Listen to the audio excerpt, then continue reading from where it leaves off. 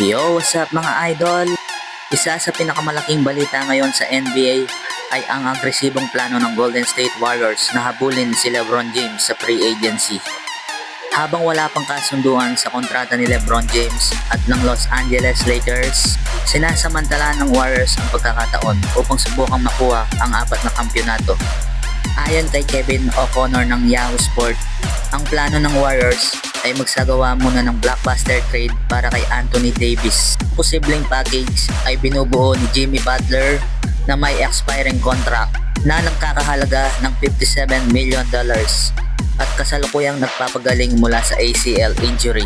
Kasama ang ilang mahahalagang draft picks kapag nakuha si Anthony Davis, inaasahan ng Warriors na mas mahihikayat si LeBron James na lumipat sa Golden State. Malaking bahagi ng kanilang pitch ang katotohanang mananatili si LeBron James sa California, kaya hindi na kailangang ilipat ang kanyang pamilya habang may pagkakataon pa siyang lumaban para sa isang kampyonato. Kung matutuloy ang planong ito, mabubuo ang isang pinakamalakas na lineup na binubuo nina LeBron James, Anthony Davis, Stephen Curry at Draymond Green. Sa ilalim ni head coach Steve Kerr, isang kupon ng tiyak na magiging seryosong title contender. Gayunpaman, hindi magiging madali ang lahat. Kailangan pang ayusin ng Warriors ang kanilang salary cap upang makagawa ng sapat na espasyo para kay LeBron.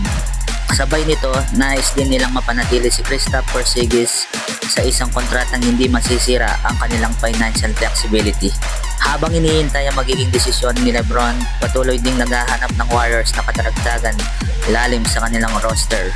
Kabilang sa kanila, mga target sina Jack Landell para palakasin ang depensa sa ilalim, pati na rin ang mga scoring guards na sina Anthony Simons at Colin Sexton.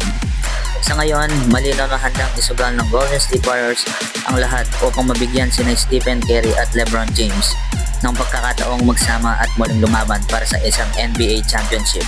Ang tanong mga idol, papayag ba ang Lakers at pipiliin ba ni LeBron ang Golden State Warriors bilang uling destinasyon ng kanyang makasaysayang karera sa NBA? At yan muna ang NBA update natin ngayon mga idol.